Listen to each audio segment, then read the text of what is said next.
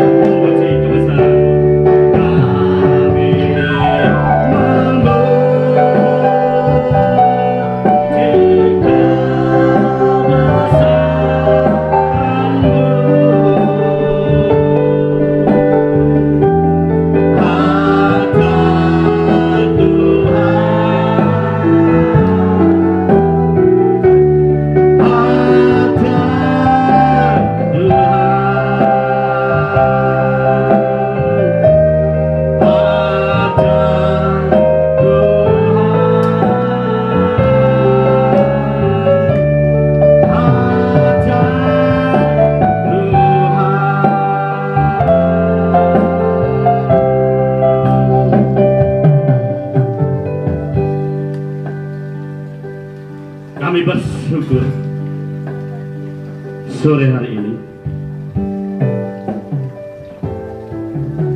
kami bersuka cita bersemangat di jantung kota di Caruban akan membawa atmosfer yang luar biasa.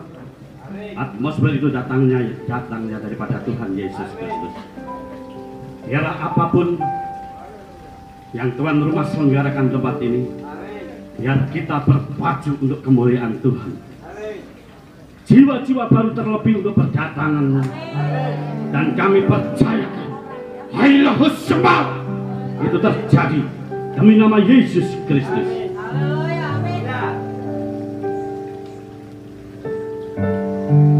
Haleluya Yesus, haleluya Yesus, haleluya Yesus.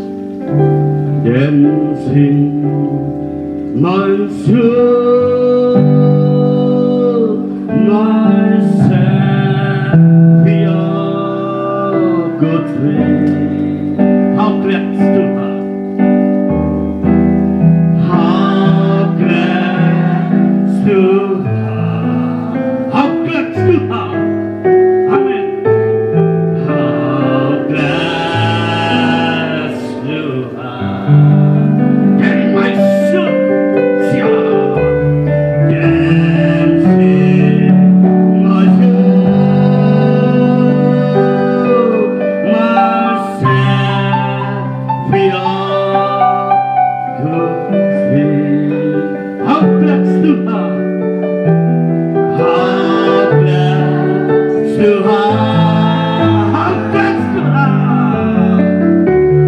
how glad to have. Tepuk tangan buat Tuhan Yesus. Kami memuji kebesaran-Mu. Kami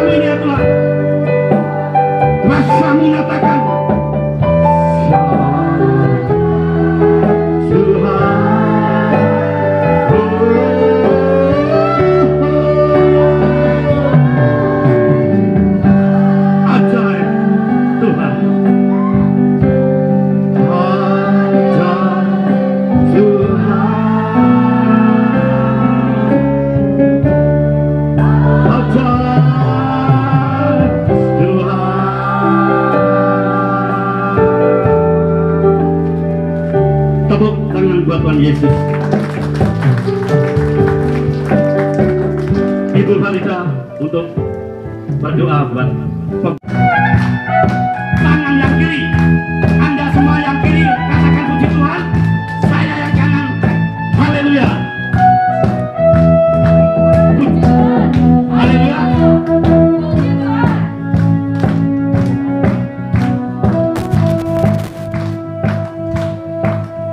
Saya ulangi lagi. Yang kiri Anda semuanya katakan. Saya yang kanan katakan haleluya. Belajar. Saya yang haleluya. Haleluya. Haleluya. Lanjut berdiri saudara.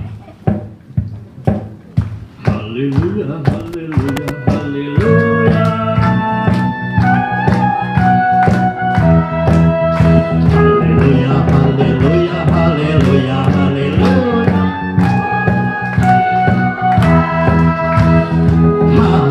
Haleluya. Haleluya. Haleluya.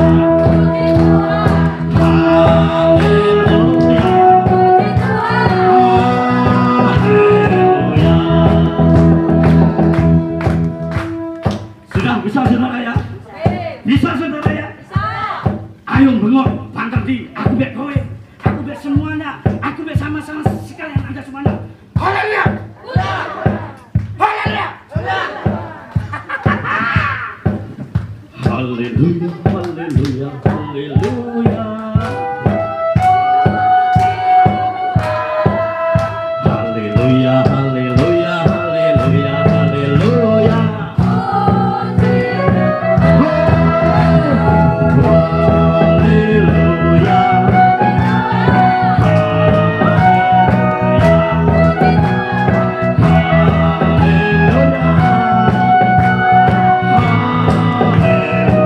Sekali lagi.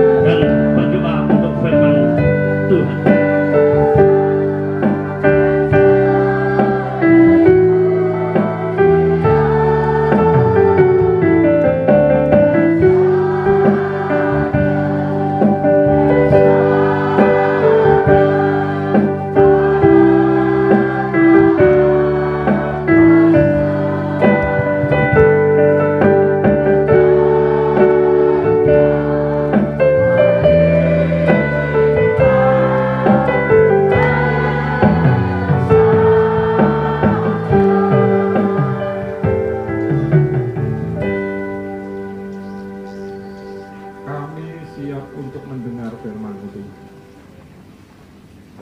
Kami membuka hati kami membuka pikiran kami. Masuklah di dalam hidup kami sebagai firman Allah yang hidup, sebagai firman yang berkuasa. Engkau ubah hidup kami, Engkau memberkati kami, bahkan Engkau memberi yang terbaik dalam hidup kami, sehingga kami berubah, sehingga kami diubah, sehingga kami menjadi seperti apa mau-Mu Tuhan. Terima kasih, inilah hidup kami, isi hidup kami melalui firman-Mu yang sebentar akan disampaikan oleh hamba-Mu. Kau urapi hamba-Mu, Kau berkati hamba-Mu, supaya melalui pelayanan hamba-Mu kami semua yang hadir diberkati. Ini doa kami, dalam nama Yesus kami berdoa, amin. Shalom Bapak Ibu sekalian. Jadi ini kita akan kedatangan hamba Tuhan dari Surabaya. Saya kenal beliau sudah puluhan tahun pelayanan, jadi terutama pelayanan anak. Jadi tak kenal kan, ini Kotoni Nabi namanya. Sekarang sudah menjadi gembala di C3 Church ya, home, betul, Surabaya. Kalau tidak salah yang Australia ya, benar? Ya betul. Nah ini Kotoni juga tak kenalkan, ini gabungan. Jadi ada yang dari GPDI, gembalanya itu Bu Lisias yang dekat kipas angin. Terus juga ada dari rumah apa pondok? Oh sini sudah rumah, sana masih pondok gitu ya. Jadi pondok pemulihan dari Kak Rudi, mana Kak Rudi tadi? Nah ini bosnya, nah itu Kak Rudi yang pernah masuk ke Candy ya. Terus juga sama rumah pemulihan, ini Bu Matias dan Pak Matias tadi. Jadi kita gabungan 3 unsur angin. Jadi ada api, ada angin, ada air. Nah tanahnya saya, karena tanahnya tempatnya saya gitu ya. Saya cuma urun tanah aja. Jadi itu aja gambaran dari persekutuan ini. Saya berdoa nanti setelah firman saya minta berkatnya Kotoni untuk caruban. Amin. Biar kita nanti pulang juga kita terima sesuatu yang rohani. Nyanyi ini gak apik gak apa-apa, nanti malah gantian dari Kak Rudi. Dari Pondok Pemulihan Kak Rudi. 2 minggu lagi. Nah, worship leadernya dari Pondok Gentian, enggak apa-apa. Ora usah apik, nek apik malah Tuhan enggak datang nanti. Nek apik-apik nanti malah ikut Indonesian Idol ya toh. Yang penting aja apik malah ya. Gereja itu tempatnya kita ini bengkel untuk dandani. Jadi enggak perlu bagus-bagus enggak apa-apa, yang penting hatinya ya. Oke, kita sambut sama-sama Pak Tony. Terima kasih buat kehadirannya, tepuk tangan. Kesempatan. Saya ke Caruban ke Henry paling cuma mampir ke tokonya, toko elektronik itu ya. Beberapa waktu lalu, ya mungkin sudah puluhan tahun juga ya, sudah begitu. Tapi saya bersyukur bahwa ada kesempatan di sini. Saya datang ke sini benar-benar ini pengalaman ya. Saya ketangkep polisi sebenarnya. Saya tadi jalan itu sama istri saya nyetir. Istri saya itu punya hobi nyetir. Enak yang punya istri hobinya nyetir, seneng wes. Ini bojone kali geletak ngene ta. Gitu dah. Caruban. Nah, ketika sampai Caruban mau keluar dari pintu tol, itu ada pertigaan terus ada lampu merah. Istri saya tuh udah berhenti lampu merah. Terus saya begini, biasanya nek modelnya kayak gini iki ya, kan ada tulisan jalan lurus terus gitu. Iki lampu apa iki kan efeknya gitu saya pikir. Istri saya itu waktu berhenti itu begini, pikir lampunya abang ya. Terus, tapi kok truk depan lewat, mobil di belakangnya lewat lagi. Oh, itu terus ini, terus. Nah waktu terus truknya kecekel, mobil-mobilio kecekel, mobilku kecekel. Tamu ini dosa gandeng reteng nih kan. Truknya pertama begini, istri saya tuh seneng banget. Kenapa? Ditangkap seneng karena suratnya lengkap. Biasanya SIM-nya mati. Wah lengkap. Bu, maaf Pak, buka surat-surat mobil kendaraan. Wah, gaya deh. Tak deh STNK aja. SIM-nya Bu, wah di tasnya di belakang. Tak cukup ke. Tak kayak nih, Ibu tahu pelanggarannya kaget. Wah, aku juga ngerti dong. Wah, Kemudian itu tadi ada lampu merah, lah ya tak. Kan mesti ada tulisannya tuh jalan lurus, kan lurus. Gak ada tulisannya. Turun, istri saya tuh sudah di mobil, gitu. Wes tenang, gak apa-apa, gak usah ditilang. Tapi kalau tilang itu kan malesnya itu kan di Madiun itu loh masalahnya, atau di Caruban, masalahnya gitu kan di Surabaya. Udah, Bu, bisa ikut? Nah ini bisa ikut gitu ya, bisa ikut di belakang situ. Saya turun, malah medun aku. Kemudian di situ terjadilah perdebatan, terus ngetoknya buku gitu. Set, istri saya aku siapa males. Nah ngeyel, pokoknya bukan ngeyel apa, tapi ya udah kalau sidang di tempat ya soke males ngambilnya, sidang lah dan sebagainya.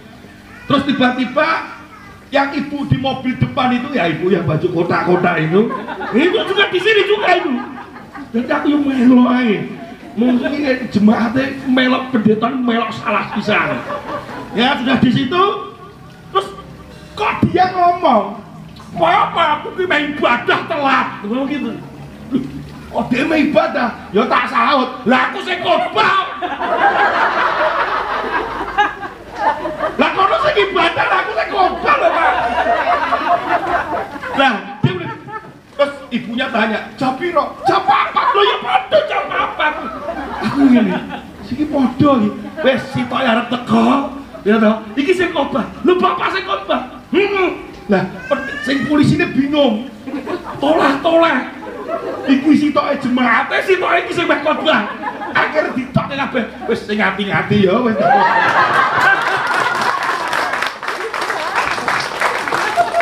Ibu terselamatkan oleh karena pendeta atau doa aku gak ngerti. Yang penting dhewe padha slametin. Lah aku sing trek gak ngerti. Nek trek iki anak Tuhan melok ning kene slamet deh. Masalahnya ora. Saudara, kadang hal mujizat seperti itu tuh kadang gini. Ya memang kami itu nggak ada maksud ngelanggar, tetapi kadang itu kita itu gandeng renteng nih mau, terus kita ini, kayak ngono enak juga, melok ya, lo tuh soto, nah gitu. Tapi hari ini pelajaran itu akhirnya mendapatkan sebuah kasih karunia, anugerah. Manusia kadang tidak lepas dari dosa, betul nggak? Tetapi kasih karunia Tuhan itu selalu datang kepada mereka yang punya hati taat, hati yang mengasihi dan rendah hati. Amin. Nah, saya sering kok masalah dicekal pendeta kurep saya. Di Manado ya kecekal saya. Saya itu nggak pakai seat belt. Yang nyetiri juga begitu. Ngomong gini, "Pak, pakai seat belt." Lagi gini. Prit. Loh. Terus kemudian yang nyetir gini, "Loh Pak, kena Pak." Waktu minggir, saya bilang, "Jangan nyuap." Tapi ini mobil luar pulau Pak. Jangan nyuap. Boleh itu nyuap, saya nggak mau. Kalau memang tilang nanti saya yang bayar. Saya bilang, sudahlah, pokoknya jangan nyuap. Keluar, si sopirnya masuk lagi begini. Gimana? Ditilang nggak? Enggak Pak. Kok gak ditilang? Wah biasa dong. Iya. Aku ditanya, mau kemana? Mau ke gereja. Lu ada apa? Nganter pendeta mau khotbah. Oh, yang di depan kok itu kok pendeta itu? Iya. Bilang sama Pak pendetanya suruh pakai seatbelt. Ya udah, sana jalan cepat, telat. Selamat Bu. Saya pernah di perempatan ya begitu. Lampu itu lampu merah, lampu hijaunya cepat. Saya waktu jalan kan antri, nyik sampai di tengah merah. Jadi saya di tengah-tengah perapatan, meneng ini. Sama polisi dihentikan, saya nggak ditangkap loh, nggak ditangkap. Berhenti dulu Mas, ini supaya lewat. Lah di perempatan lah kayak lewat kan aku wedi. Meneng ada bus. Lah saya tuh jalan pelan-pelan, nyut. Nah kecekel. Saya ketangkep, masuk ke warung. Pak ikut saya, ya SIM, STNK, keluar. Mau kemana Pak? Persekutuan. Kerjanya apa Pak? Pendeta. Langsung ini repot. Serius loh, dia sampai tekel batuknya sampai gini, repot. Pak, saya bisa bantu Bapak. Ya udah Pak, dibantu. Ya maksudnya dibantu itu saya bisa bantu Bapak. Oh ngerti, jalur duit. Saya bilang, Pak, terima kasih buat bantuannya, tapi hati saya tidak bisa melakukan. Lah maunya dibantu bagaimana? Maafkan saya, biarkan saya pergi. Dia baca, diberikan SIM saya, jangan diulangi ya Pak. Iya, terima kasih. Tuhan Yesus memberkati. Saudara, hidup kita seringkali mengalami tidak ada manusia yang tidak lepas dari dosa. Tapi herannya manusia itu senengnya dosa. Makanya saya bilang gini sama anak-anak itu gini, anak-anak, dosa itu enak apa enggak? Saya mau tanya sama bapak ibu, dosa itu enak apa enggak? Yang bilang enggak enak angkat tangan. Hell, yang bilang tidak enak angkat tangan. Oke, yang bilang enak angkat tangan. Lah tau ora angkat tangan kan bilang apa? Milih Pak Pendeta nih aku ngomong apa. Saudara, heran gini ya, saya mau berikan ilustrasi sederhana gini. Nek enek panganan ora enak, bosok, mbok pangan apa ora? Ya, ono panganan bosok, mbok pangan apa ora? Ora. Enek panganan ayam kecap, mbok buka enek kecoake, mbok pangan apa ora? Nah, ini kalau makan, gak apa-apa kecoa goreng, kecap. Tapi nek jenenge normal, nek kecoa itu enek sumune. Nek ono juga begini. Kita di sini lapar, tiba-tiba ada orang penjual sate di sana. Dia berniat buruk kepada saudara. Iki kabeh menak racun. Ben murus-murus. Nah ternyata ketika dia bakar sate, asapnya tuh masuk sini, enak, langsung luwe. Ketika bakul satenya datang, dia ngomong bahwa gini, siapa mau sate karena baunya sudah sedap, semua pasti mau. Tukang sate yang tahu itu ada racunnya, gak mungkin dia akan ngomong begini, gelem sate yang racun nih. Tapi di dalamnya itu ada racunnya. Dosa itu seperti itu. Makanya Hawa itu ketika melihat buah itu di Taman Eden itu, dia kelihatannya apa? Tampaknya menyenangkan. Ya, jadi orang itu ketika ditanya dosa itu enak apa tidak, kalau ngomong tidak enak, kenyataannya banyak dosa. Dosa itu awalnya enak, tapi ujungnya apa? Ujungnya dosa apa? Maut. Ujungnya dosa maut.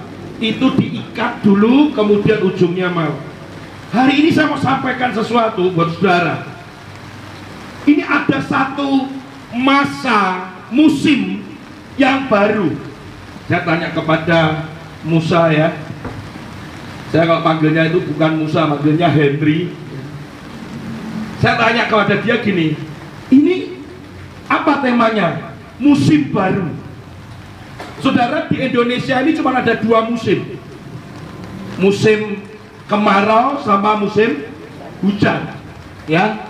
Tapi beberapa negara ada 4 musim. Nah, setiap musim itu selalu berbeda. Indonesia ini sekarang dulu bisa dicegat.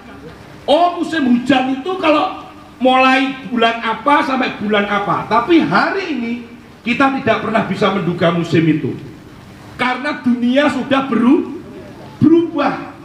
Jadi kita nggak tahu ini sudah akhir musim kemarau nih Pak. Asal musim hujan mau masuk kemarau. Buktinya sudah. Orang berkata bahwa Pak ini sudah waktunya selesai. Ternyata belum selesai. Tetapi yang namanya musim berganti itu artinya ada sesuatu yang baru. Semua manusia ini juga ada musimnya. Usia kita ketika bertambah juga ada musimnya. Oh ini musimnya itu. Remaja juga begitu, berubah. Zaman dulu dengan zaman sekarang berbeda. Saya dengan anak saya aja sudah cara berpikirnya juga sudah kadang berbeda. Nah, secara rohani manusia itu di dalam perjalanan rohani sampai sampai kedatangan Tuhan itu harus memperhatikan musim demi musim. Yang percaya dengan amin. Tuhan Yesus ini mau datang sudah. Dengan keadaan yang sekarang perang antara Rusia dengan Ukraina, terus kemudian semuanya pada ini nanti kalau paling bahaya itu kalau senjata kimia. Ini sekarang sudah ada yang namanya digital atau cyber war. Beberapa sudah ngomong bahwa ini sudah masuk cyber war dan sebagainya. Ini ada musim zamannya perang yang memang begini. Jangan menuntut Jokowi ngomong begini, Pak Jokowi, Indonesia membela mana? Itu sampai elak Indonesia tidak akan pernah yang namanya membela mana. Kenapa? Karena Indonesia menganut non-blok. Jadi tidak membela mana-mana. Malah itu bagus, menjadi pendamai. Itu sudah amat rohani banget. Gak usah gini, Pak, bela. Ada yang bilang gini, Pak, bela Ukraina, bela Rusia. Itu apa bela Rusia? Itu apa bela Ukraina? Kene sik urusane karo urusan apa jenenge sik mangan sego pecel sik bingung kok ngurusi Ukraina. Ya toh? Ada musimnya. Nah, hari ini saya akan masuk ke firman Tuhan itu begini, Saudara ya. Kita buka di 1 Korintus pasal yang ke-10. 1 Korintus pasal yang ke-10. Nanti saya akan lompat-lompat ayatnya. Bukan berarti ayatnya tak coloti, enggak ya. Lompat-lompat. Saya akan ceritakan sebelum membuka ayat ini. Kenapa Pak ini kaitannya dengan musim atau musim baru apa? Ya. Kenapa kita mesti belajar dari Israel? Tetapi ini adalah musimnya. 1 Korintus pasal yang ke-10. Ya. Begini. Mulai ayat 1 sampai 31 nanti. Begini. Orang Israel ketika dia ada di Mesir, ada berapa ratus tahun dia di situ. Ya, sejak zamannya Yusuf, ya, ingat ya cerita itu. Yusuf bersama dengan kakak-kakaknya, kemudian dengan suku-suku 12 itu, kemudian Yusuf ada di Goshen bersama dengan suku-suku yang lain. Begitu kuat orang-orang Israel ini akhirnya bertumbuh dengan pesat, dia kuat, yang akhirnya orang Mesir ini takut. Orang Yahudi ini kok lama-lama jadi makin banyak dan makin kuat, kemudian dijadikan budak. Sejak itu terjadilah penderitaan demi penderitaan. Saudara lihat kasusnya. Kemudian Musa dipilih Tuhan untuk apa? Memimpin bangsa Israel keluar dari Mesir. Nah, lihat, ini masanya di mana orang Israel ada di Mesir. Begitu dia pindah keluar dari Mesir, itu adalah musim baru. Biasanya begini begitu enak, walaupun di tengah penjajahan ditindas, tetapi mereka keluar dari Mesir, itu artinya ada sesuatu yang baru. Biasanya punya rumah, sekarang berjalan di padang gurun, kemudian ada tenda, makannya, pemeliharaannya tergantung dengan Tuhan. Ini musim baru. Untuk apa toh Pak Tony kok orang Israel itu keluar dari Mesir mau masuk Kanaan? Karena persiapan masuk Kanaan, tanah perjanjian. Kehidupan rohani kita itu selalu ada yang namanya musim, di mana setiap musim itu menyiapkan saudara dan saya masuk ke Yerusalem baru. Yang percaya katakan amin. Jadi setiap musim kita, tiap tahun, ulang tahun, panjang umurnya, lagunya iki yo salah. tapi gak enak sing wani nyanyi. Enak sing nyanyi ini. Pendek umur. Ulang tahun setahun kan berarti kudu dawa umure. Semakin lama makin pendek kontrak di dunia ini nah.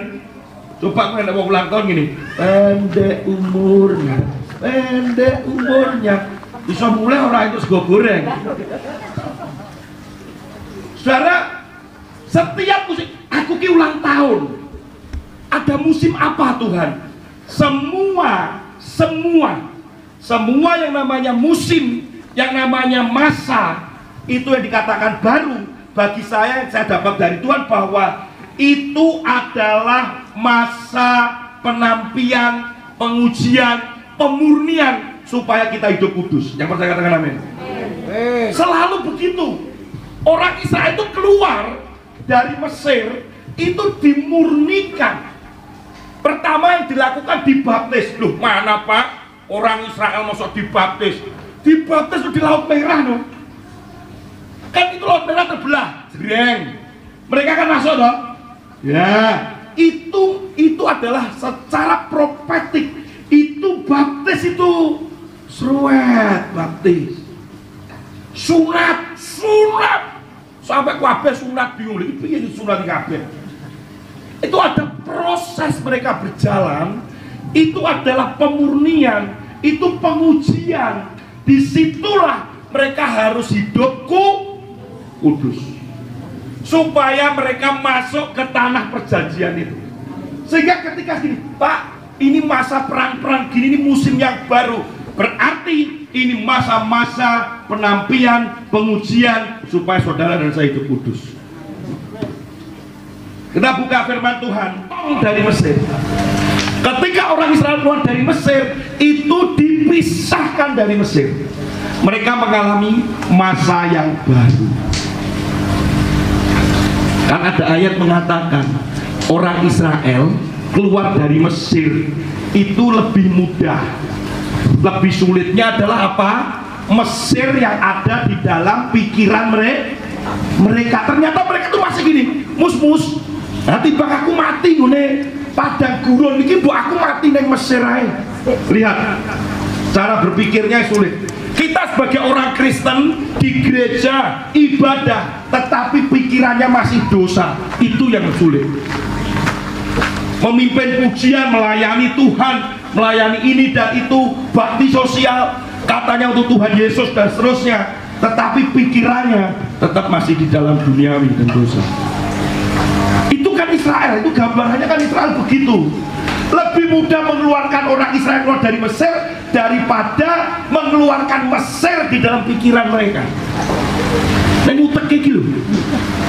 Jalannya Gusti ngetep. Gusti ngatemi wong. Nah ini yang Tuhan mau. Oleh karena kita dapat kasih karunia, makanya di dalam kita dipisahkan itu, kita harus belajar dari orang Israel ini. Ketika kita dipisahkan itu apa yang terjadi? Perjalanannya ya saudara ya, mestinya dari Mesir menuju ke tanah Kanaan.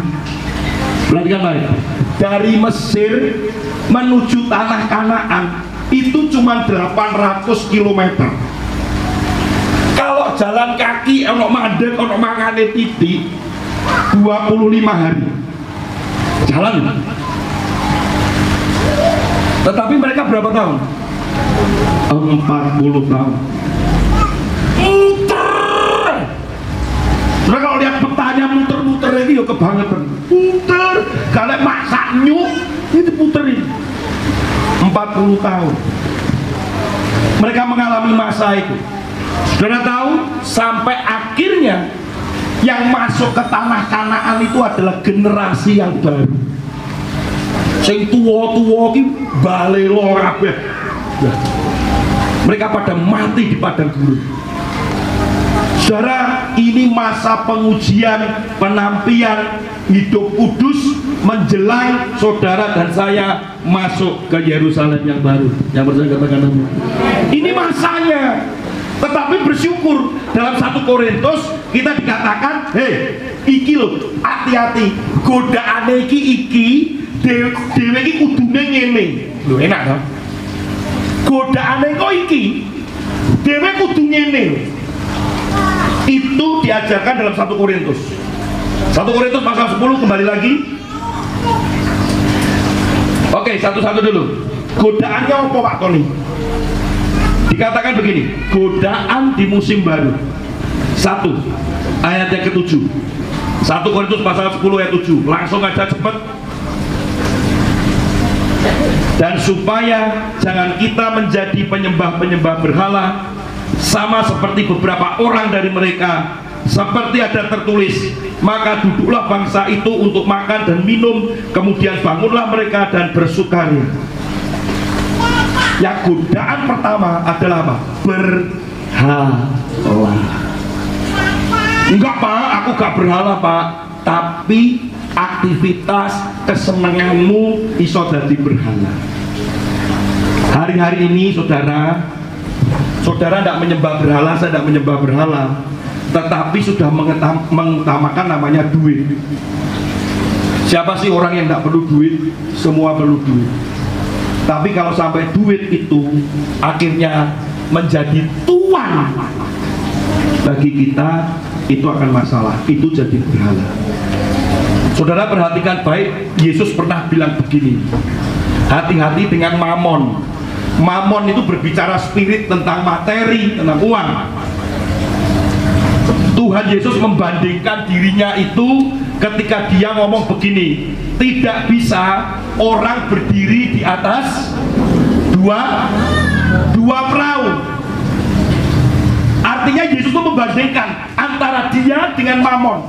Pertandingan itu di mamonnya ini, persaingannya di mamon. Orang dikasih duit berapa itu bisa meninggalkan Tuhan.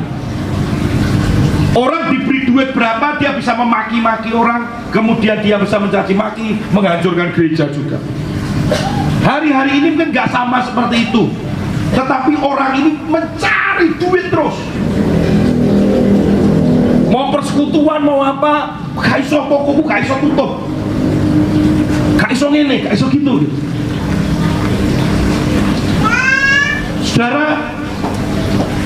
Saudara tahu sekarang ini banyak pinjaman apa itu online. Wih, itu anak-anak muda tuh pada pinjem KTP-nya sopo di sini, tonggone koncone ning pasar, suwe KTP. Habis pinjam ganti nomor telepon, alamat, melayu gak karu-karuan, wis ora usah dibayar, wis pemerintah juga ngomong jarine aja dibayar. Loh, serius ini? Di Surabaya itu banyak anak-anak muda ke utangnya oke. Tenang aja itu, gak merasa dan gak apa-apa, gak usah dibayar. Dibuat apa uangnya? Tuku handphone anyar. Wis bersyukur untuk sepeda motor siji, nyicil lorone. Tidak pernah cukup. Ini bahaya sekali. Akhirnya uang itu akhirnya kita kejar, bahwa aku perlu duit, aku perlu duit, aku perlu duit. Akhirnya bukan mencari Tuhan, cari duit, dan kemudian dia terjebak di situ tanpa sadar sebenarnya. Jangankan jemaat, pendeta bisa terjebak di duit. Sini kok buat tiga ini kan kolektornya pengeloro ya. Saudara, kurang ini kolektor minggu ini 2 kali. Minggu depannya saya kurang, kolektor minggu ini 3 kali. Saya kurang nih, minggu ini 4 kali. Jemaatnya begini, ini kolektornya wakil bener. Butuh duit, bukan untuk alasannya untuk mengajarkan jemaat untuk rela memberi. Faktanya pendetanya lagi ngomong, aku butuh duit. Gak apa? Cicilan. Nyicil apa? Kompor. Nyicil apa? Handphone bojoku. Nyicil apa? Mobil. Nah jemaatnya diperes, butuh duit. Apa lagi dendeni? Kowe gak nabur, gak nuwe, gak itu berkat. Kok soal ini aneh. Saudara, saya juga gembala, jadi Saya kalau ngomong ini mau diprotes, monggo silahkan. Saya juga pendeta, saya gembala juga. Tapi jangan sampai terjebak di uang, menyembah berhala. Kalau yang lain ya jelas lah ya. Kemarin saya ketemu dengan percabulan. Jangan kita lah melakukan percabulan, cabul, pornografi, hubungan seks bebas, kawin rene, kawin rono, kawin neng kene, neng Caruban, ternyata neng Ngawi duwe bojone. Gak popo, sing penting adil sapa? Saya dulu punya karyawan, ketua SPSI, yaitu Serikat Pekerja Seluruh Indonesia. Namanya Petrus. Kemudian dia keluar, beberapa waktu ketemu sama saya. Terus, Pak, saya ini aja nyeluk aku Petrus. Loh, lah jenengmu Petrus. Nyeluk aku nih Idrus. Loh, lah gua Petrus jadi Idrus. Wes pindah, Pak. Loh, nyapa? Ben aku duwe bojone, Pak. Loh, lah iki piye, Pak? Bojone loro.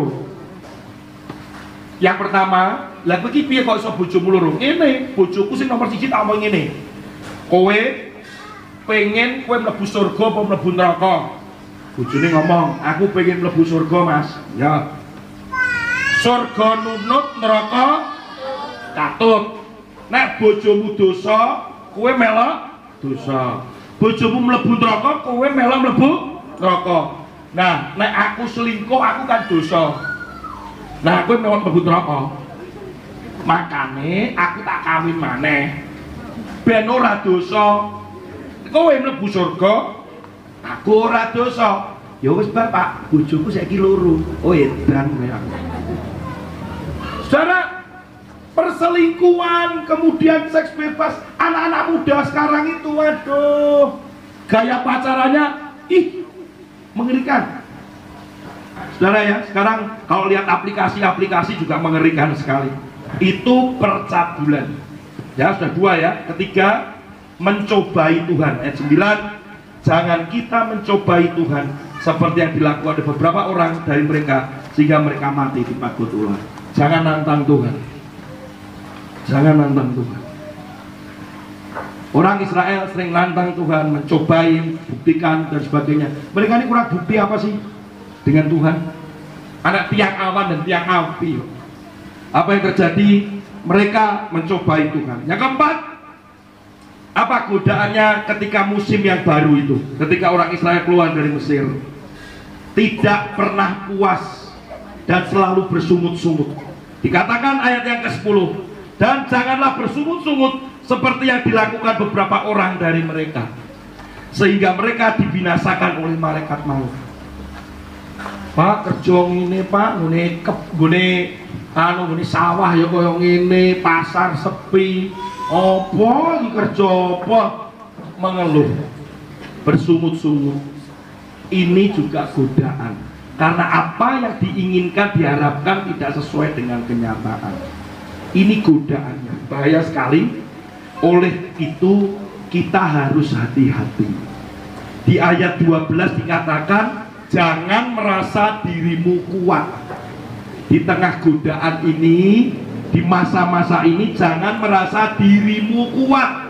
Ayat 12 dikatakan, sebab itu siapa yang menyangka bahwa ia teguh berdiri, hati-hatilah supaya ia jangan jatuh. Kepopo Pak, wis kok Pak, hadapi. Jangan merasa kuat. Kita perlu dalam komunitas ibadah saling mendoakan, mengingatkan. Nek dieleke ojo ngamuk. Pak, ayo Pak, eling sing kuasa, eling sing kuasa. Kene sing lakoni kowe ora bisa ngamuk. Saya menegur orang, dimarahin, saya pernah mau dipukul, ya pernah. Tapi ojo gaene ngapusi, ngamuk. Guyonanmu ki ngapusi wong, ya ojo ngamuk. Banyak orang yang begitu, hati-hati. Ya, jangan merasa dirimu kuat. Nah, sekarang begini, Pak Tony, berarti bagaimana ya? Sekarang ini sudah di musim yang baru. Apa yang harus saya lakukan? Kalau godaannya sudah tahu tadi 4, ini juga 4 hal yang saudara, maaf agak banyak, tapi pesannya ini adalah masa transisi, penampian, masa penyucian, pengudusan untuk masuk ke tanah Kanaan. Jadi nanti di akhirnya kita akan bersama-sama dengan Yesus. Yang mau dan percaya katakan amin. Nah, oleh karena itu ini menjadi tantangan. Apa yang terjadi dan apa yang harus kita lakukan di musim yang baru? Ayat yang ke-16. Bukankah cawan pengucapan syukur yang atasnya kita ucapkan syukur adalah persekutuan dengan darah Kristus? Ini saudara, kalau kita lagi perjamuan kudus ini sebenarnya disampaikan terus dikatakan amin gitu ya. Bukankah roti yang kita pecah-pecahkan adalah persekutuan dengan tubuh Kristus? Amin. Terus kemudian ayat 17, karena roti adalah satu, maka kita sekalipun banyak adalah satu tubuh, karena kita semua mendapat bagian dalam roti yang satu itu. Artinya Pak, di musim yang baru ini apa? Manunggaling Gusti. Kita bersatu bersama dengan Kristus, makin dekat dan intim dengan Kristus. Apa sih arti yang roti dipecah itu? Karena kita menjadi bagian satu tubuh dengan Kristus. Pak, ini masa yang baru ngapain? Cari Tuhan, cari wajah Tuhan. Kalau di gereja kami punya visi tahun ini apa? Naik ke gunungnya Tuhan, makin dekat sama Tuhan. Di situ ada pengajaran, di situ ada sesuatu yang harus dipegang, yang harus kita lakukan. Ojo takok muni primbon, ojo takok ning dukun. Tuhan, ada firman Tuhan yang menuntun saudara dan saya. Sini takok iki piye tanya Tuhan. Tuhan iki menengahi. Pertanyaannya, Tuhan ngomong kowe krungu. Ada kalau istilahnya kalau di Madiun, maaf ya, saya ngomongnya budek. Guyonane jare ngene. Wong kuwi kok wis tuwa kok ora diceluk-celuk. Oh Pak kuwi awet nome goro-goro sitok Pak. Opo? Budek. Diceluki karo malaikat wayahe mulih ora krungu. Budek. Ora mleh-mleh. Saudara, di dalam kebenaran firman Tuhan ojo budek. Karena kita mau supaya kita itu dituntun Tuhan. Oleh karena itu kenapa kita bersama dengan Dia di dalam penderitaannya, di dalam kuasanya, kasihnya, dan Diosito minum makan tubuhnya, minum darahnya. Makanya kenapa setiap gereja setiap bulan ada perjamuan kudus untuk kita peringatin manunggaling Gusti. Orang itu benar-benar bersama dengan engkau di dalam aku dan aku di dalammu. Maka kita akan berbuah. Gak berbuah, potong. Kan lagu sekolah minggu. Yesus pokok dan kitalah caranya, tinggallah di dalamnya. Kalau kita itu ada di pokok anggur yang benar, itu kan menyatu tuh. Kita bisa berbuah. Orang yang ada bersama dengan Tuhan, yang menyatu, hidupnya pasti berbuah. Menghasilkan buah, manis dikecap orang, dimakan orang, dan manis di hadapan Tuhan.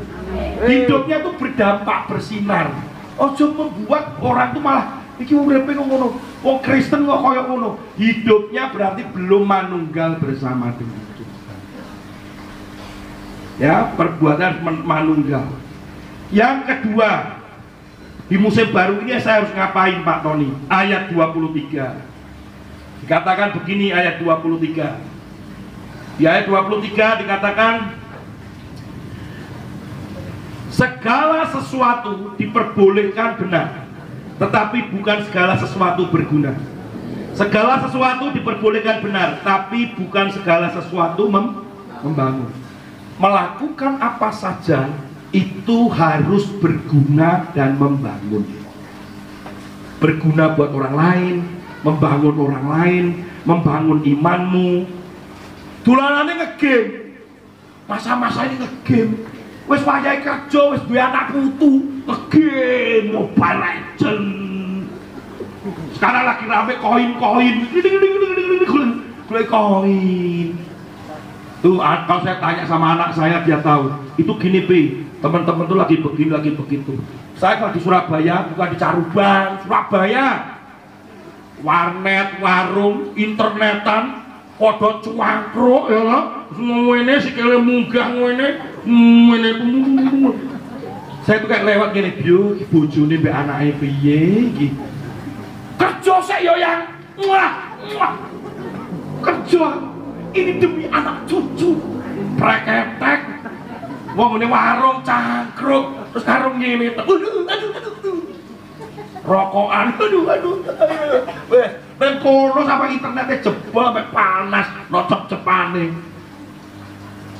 Dolanan girang. Wis gerang lho dolanan. Yang mau bertobat katakan amin. Nah, sing amin berarti dolanan. Ngomong wae. Gak habis pikir aku. Dolanan. Sumpah saya lihat itu. Ngojek, ya oke lah, Gojek apa begitu ya. Tapi nyangkro. Kok nek ngomong ini? Sepi. Sepi ngomong kuwi nyangkro, sepi ning ndi? Nek rame ngene pasar. Sepi ning ndi? Kuburan. Sepi Pak, kurang ya Pak. Akhirnya ngapain? Karena akhirnya melakukan hal-hal yang tidak berguna. Ini Pak, ini dolanan ini iso Pak, investasi sakmene iki iso ngono Pak, gawe robot Pak ngene lah, sing dolanan robot padha ngiler kabeh to, saiki sing kecekel kabeh. Kan gitu. Saudara, yang berguna dan membangun. Apa yang bisa berguna di daerahmu, dekat rumahmu, gerejamu, sekolah, bisa membangun iman orang yang lemah, yang mereka dalam kekurangan. Saudara, saya ini juga mungkin Hendrik belum tahu, mungkin Pak Gideon juga. Jemaat kami itu ada yang memang prasejahtera. Karena saya ini ada yayasan, saya ketua yayasan Cinta Orang Miskin. Jadi nek gawe kaos ini sungkan. Cinta orang miskin. Jadi gak kaos orang mau miskin, Pak wis cinta mbak aku ya. Cinta orang miskin. Saya tuh ngomong sama bapak rohani saya kan, itu kan yang dirikan bapak rohani saya itu. PIB jenenge diganti ya. Ojo cinta orang miskin ngono. Opo lah maksudnya tetep kom tapi waktu itu gini. C-nya tuh cinta orang, pokoknya jangan orang miskin gitu. Kasih piye ngono.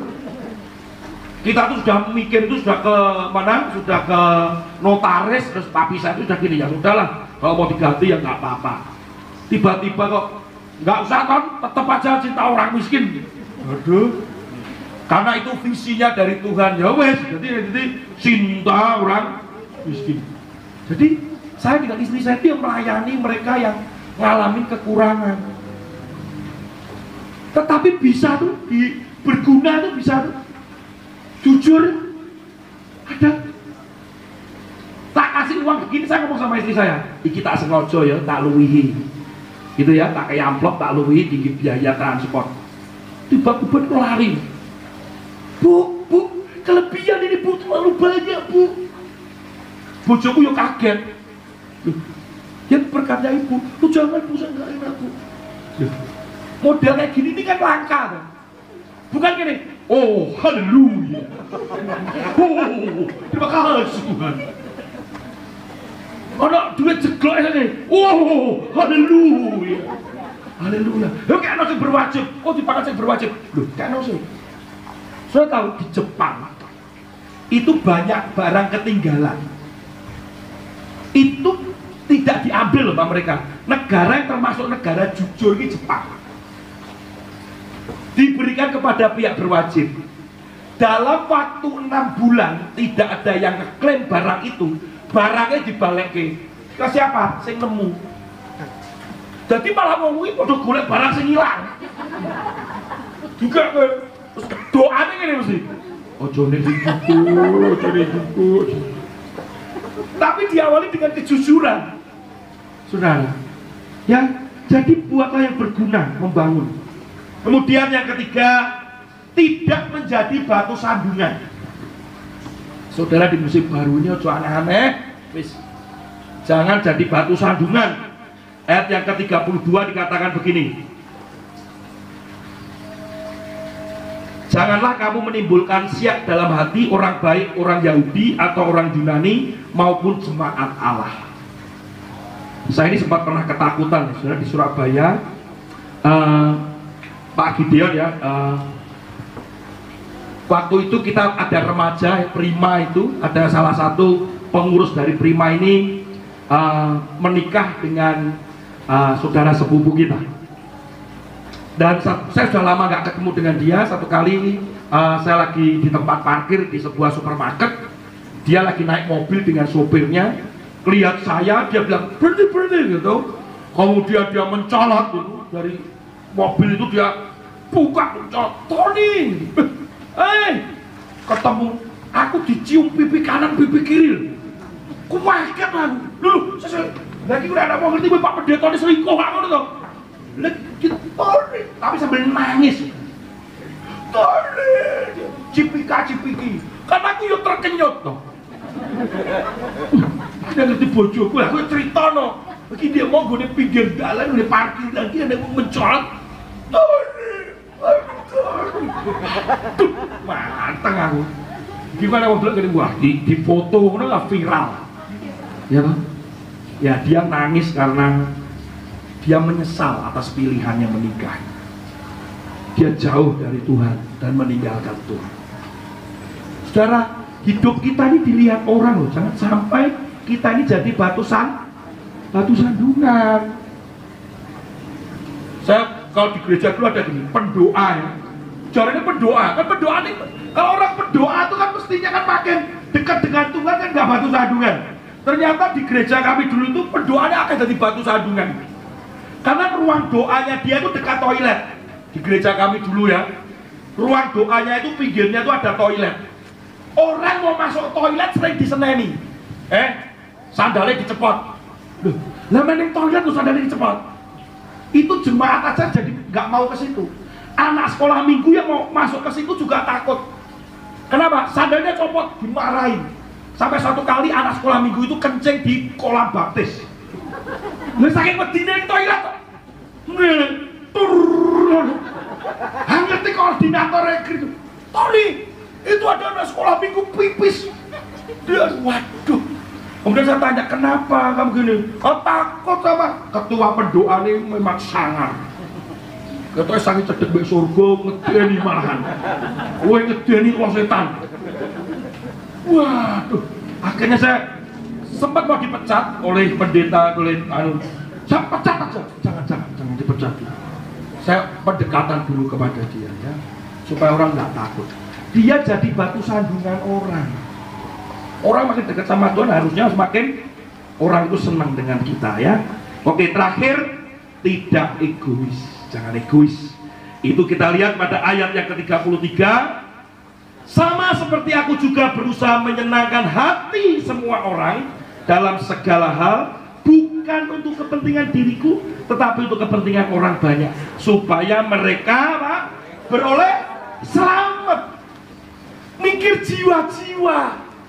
Ini jiwa-jiwa Tuhan, ini jiwa-jiwa. Ojo mikir ya masih mandiri ini yang pada tahun lalu itu, waduh, itu melelahkan.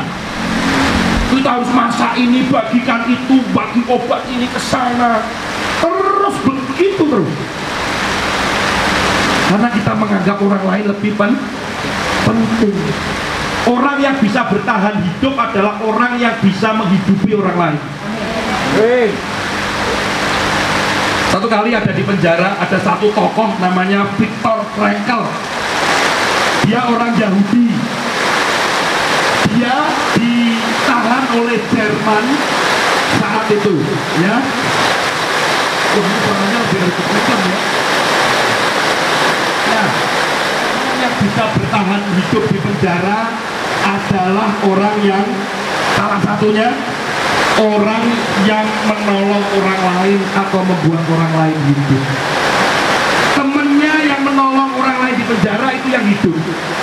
Orang yang memperhatikan orang lain itulah orang yang hidup. Saudara, ketika kita memikirkan orang lain dan menolong orang lain, di situ kita sebenarnya mengalami kehidupan. Dan orang lain itu bisa kita bawa datang kepada Tuhan. Di musim baru ini, menjelang akhir zaman atau menjelang kedatangan Tuhan, hiduplah kudus, karena memang mau dibawa Tuhan untuk kita kudus masuk di dalam Yerusalem baru. Yang mau dan percaya katakan amin. Mari kita bangkit berdiri, kita akan berdoa bersama-sama. Sekaligus saya akan mendoakan untuk caruban. Amin, saudara. Saya banyak karena maju dan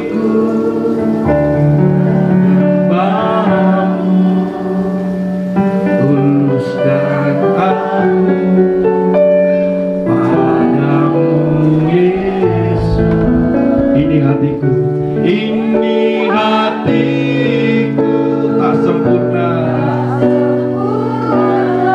perlu campur tanganmu dalam hidup. Sekali katakan, ini hatiku Tuhan, ini hatiku nyembahmu, tulus dan kagum padamu Yesus. Ini hatiku.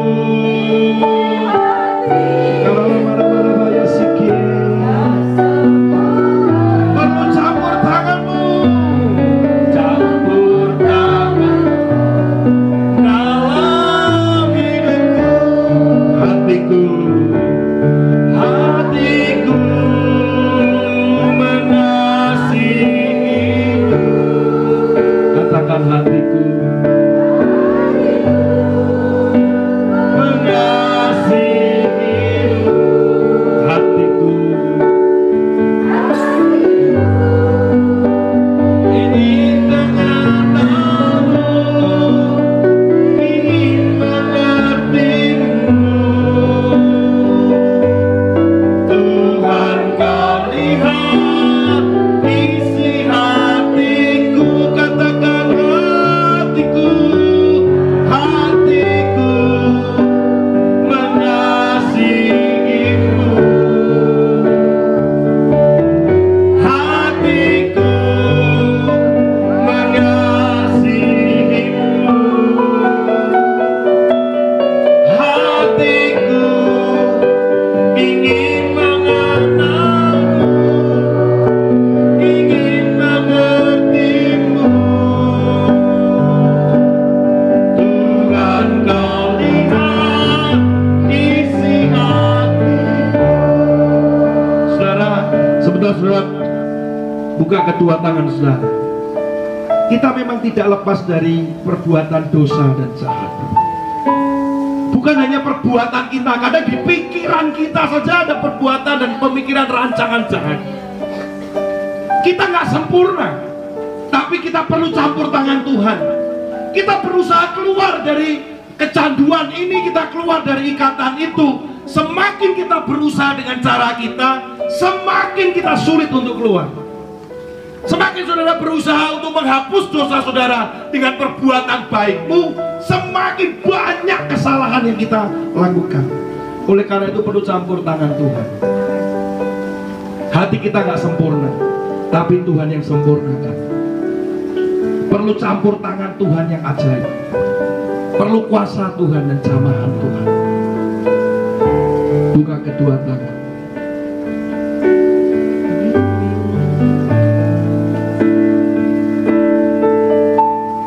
Hatiku mengasihimu.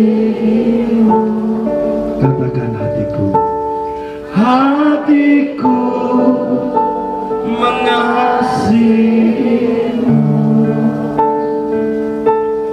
Hatiku ingin mengenalmu, ingin mengerti.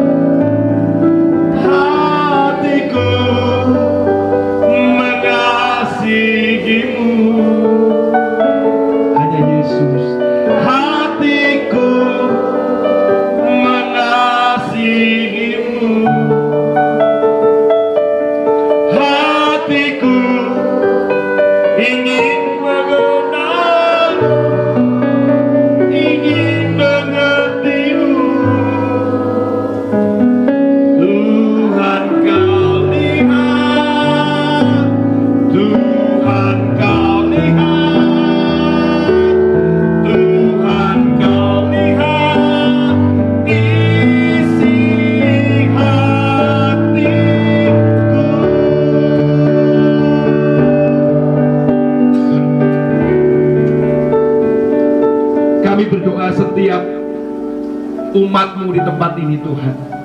Di musim yang baru, banyak godaan yang mereka hadapi. Godaan akan berhala, percabulan, godaan untuk mencobai menantang Engkau,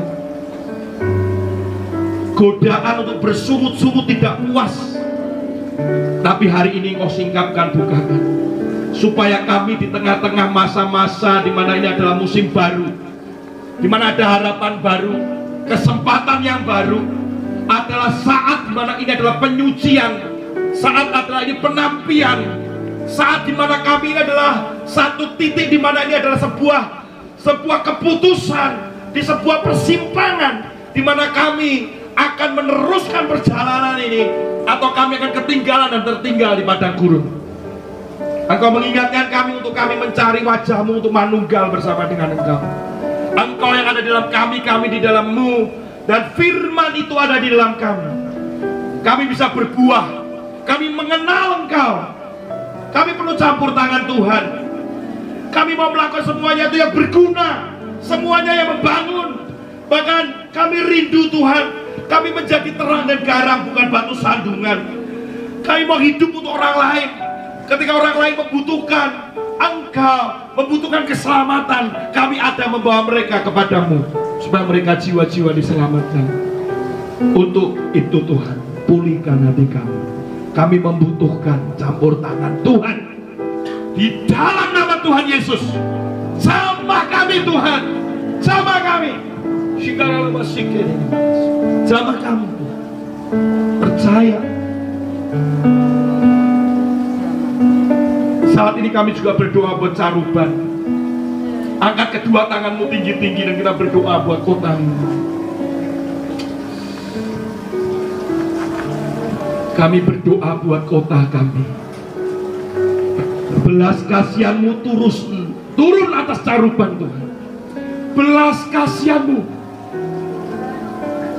Saya diingatkan Tuhan ketika Yesus mau masuk Yerusalem. Ketika Yesus mau masuk Yerusalem, itu berbicara akhir zaman.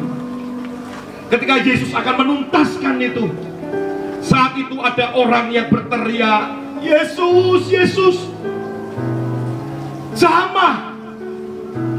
Dia diminta untuk berhenti untuk berteriak. Tapi saat itu Yesus berhenti untuk menghentikan jalannya. Kemudian Yesus menoleh kepada orang kusta itu. Dia kemudian tanya, apa yang ingin kau lakukan? Apa yang kau inginkan daripadaku?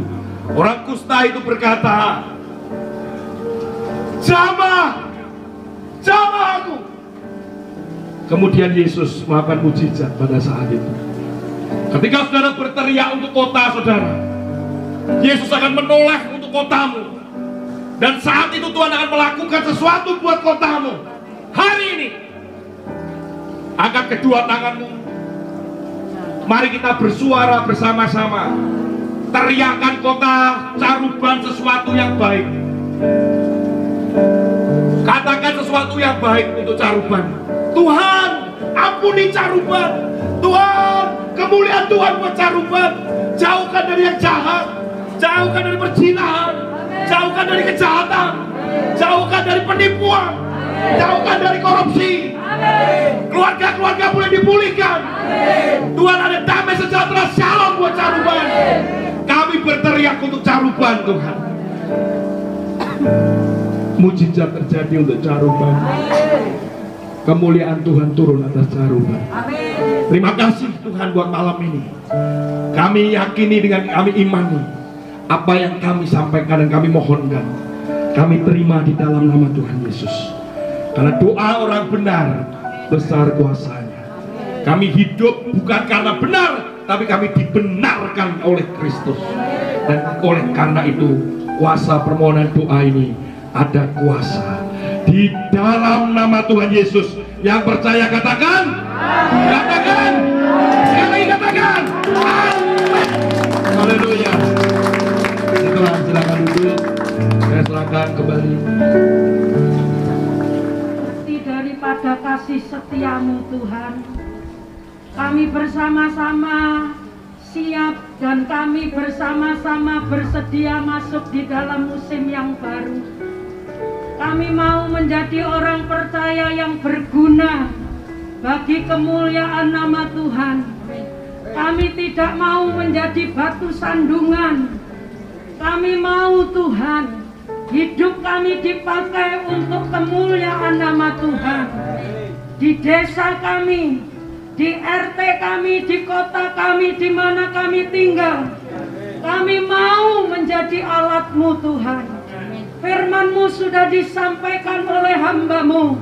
Biarlah kami bersama-sama yang sudah mendengar saat petang sore hari ini bukan hanya sekedar menjadi pendengar. Firman yang disampaikan ada kuasa untuk mengubah kehidupan kami. Maka dari itu kami yakin Tuhan, Engkau yang sudah pulihkan kami melalui kuasa firman-Mu malam hari ini. Dan Engkau akan pakai hamba-Mu kian hari kian berkenan di dalam pelayanannya.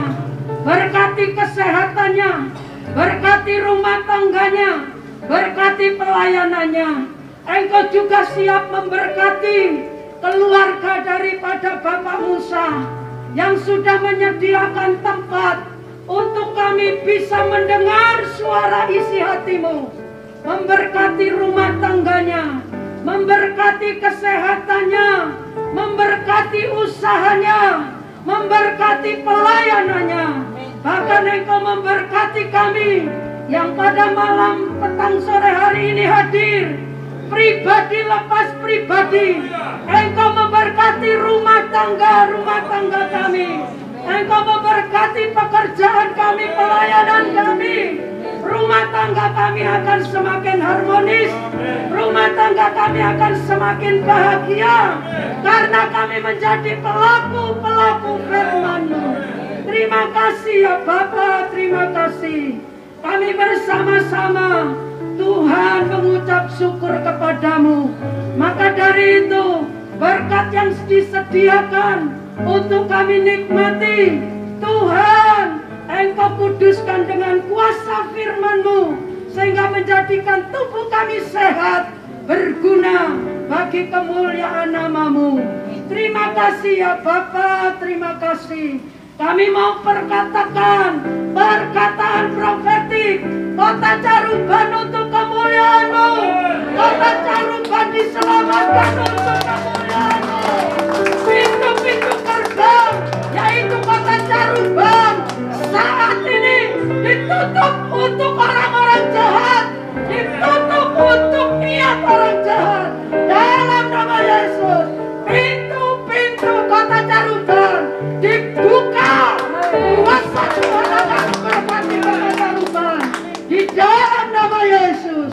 Maka dari itu Bapa, seusai kami mendengar kebenaran firman-Mu, kami bersyukur Tuhan, Engkau masih membuktikan kasih-Mu melalui hamba-Mu yang Engkau pakai untuk menjadi penyambung lidah-Mu. Terima kasih.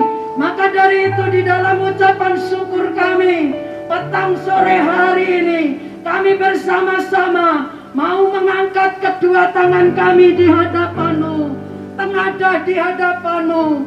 Kekasih-kekasihku yang dikasihi dan yang mengasihi Tuhan, terimalah rahmat berkat yang datangnya dari Allah Bapa, cinta kasih sayangnya di dalam Tuhan Yesus Kristus yang sudah mengampunimu, yang sudah menyelamatkanmu, yang sudah memberkatimu melalui persekutuan kuat kuasa Roh Kudus yang menuntun jalan-jalanmu ke jalan-jalan Tuhan dan yang memberikan sukacita penuh di dalam kehidupanmu.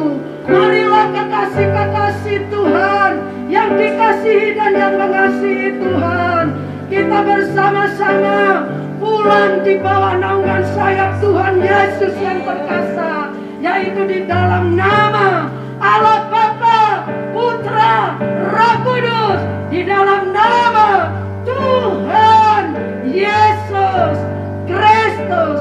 Haleluya.